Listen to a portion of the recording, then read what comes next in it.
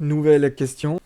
Ce programme, on considère qu'on l'exécute le 6 mai 2024. Que va-t-il afficher? Dans cet exercice, on introduit une nouvelle classe qui représente une quantité de jours, c'est la classe période. Donc on construit ici une période. On a aussi une date, et cette date, on la prend à la date du jour, à la date à laquelle j'ai réalisé l'exercice, donc le 6 mai 2024. On crée une nouvelle date un peu plus éloignée, en ajoutant la quantité de jours qu'on a préparé. On a notre date et notre date plus un certain nombre de jours. Dans une boucle while, on va ajouter des mois à notre date jusqu'à ce qu'elle atteigne notre nouvelle date. Tant que notre date est plus petite que la nouvelle, à laquelle on a ajouté des jours, je lui ajoute un mois. En fin de programme, j'affiche la date. Mais est-ce que ce programme se comporte de cette façon? Le programme, il ne se termine pas. La date later, donc la seconde date qu'on construit, elle est bien plus grande que la date d'origine, la date D, et on rentre dans le while. Le souci, c'est que la boucle while, elle ne modifie pas la date D. La méthode plus, elle crée une nouvelle date, mais qui n'est pas utilisée. La boucle, elle ne se termine jamais.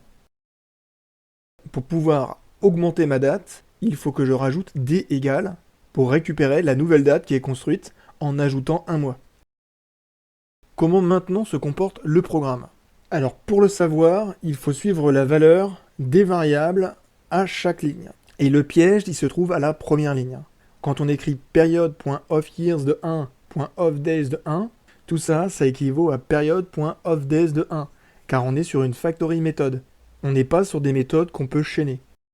On a donc P, notre période, qui équivaut à une période de 1 jour, 1 mois et une année.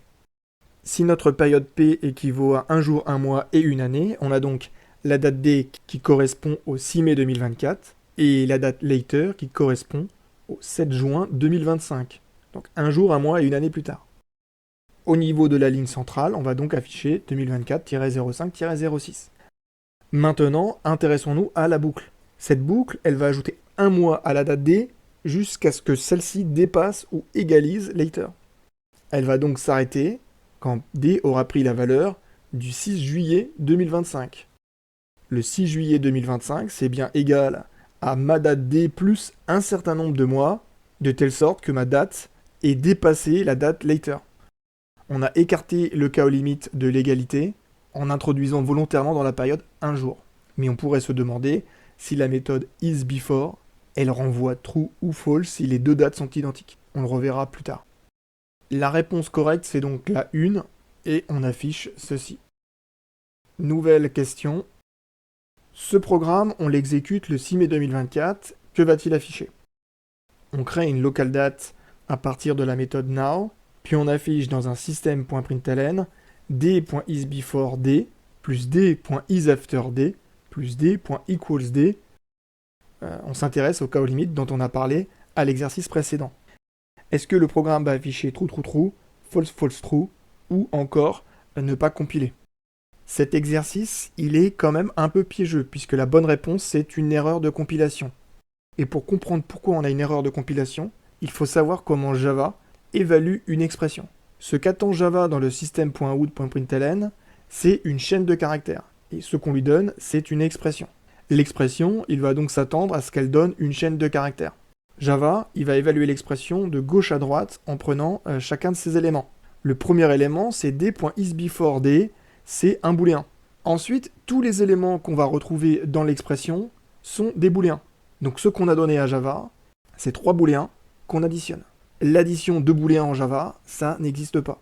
Pour que ça fonctionne, il faut rajouter des guillemets en début d'expression. Et de cette façon, Java sait que les éléments qu'il va rencontrer après les plus sont des objets pour lesquels il doit appeler la méthode toString. Passons en revue maintenant les méthodes qui permettent de modifier une date. Pour localDateTime et localDate, on a +day, +weeks, +months, +years, et les versions avec -days, etc., qui permettent de construire de nouvelles dates à partir d'une date en ajoutant des jours, des semaines, etc. Toutes ces méthodes, elles prennent en entrée un long. Et attention, elles retournent un objet du même type, mais un nouvel objet. Pour localDateTime et localTime, on a également des méthodes, mais qui cette fois portent sur les heures, les minutes, les secondes et les nanosecondes.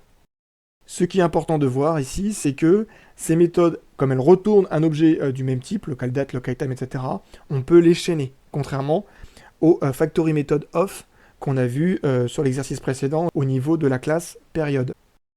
Les 3 classes sur lesquelles nous nous intéressons, alors j'en ai pas parlé, mais on met de côté SoundDateTime, on y reviendra plus tard.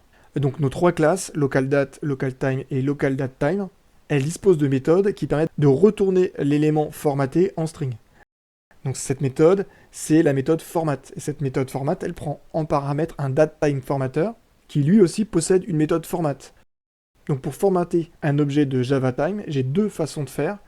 Je peux soit appeler directement sa méthode format, soit appeler la méthode format d'un datetime formateur. LocalDate, localTime et localDateTime sont des temporals accessoires, donc ils héritent tous de la même classe. Et c'est ce qui fait qu'ils peuvent être passés en paramètre d'un datetime formateur tous les 3. Prenons un exemple. Donc je crée ici une localDate à la date du jour, et je l'affiche. Les datetime formateurs, on a un certain nombre qui sont fournis directement par Java, et qu'on n'a pas à recoder. Si je formate ma date D avec sa méthode format en lui passant un de ces datetime formateurs, donc ici le ISO localDate, j'aurai un résultat équivalent à si je passais par le datetime formateur directement et sa méthode format à lui. Et tout ça, ça va me renvoyer une chaîne de caractères 06/05/2024. Un autre exemple où on formate notre localDate D en lui passant un datetime formateur qu'on construit de cette façon-là à partir d'une factory méthode et qui cette fois m'affiche 6 mai 2024. On peut construire des datetime formateurs à partir de factory méthodes qui prennent en entrée des valeurs d'enum.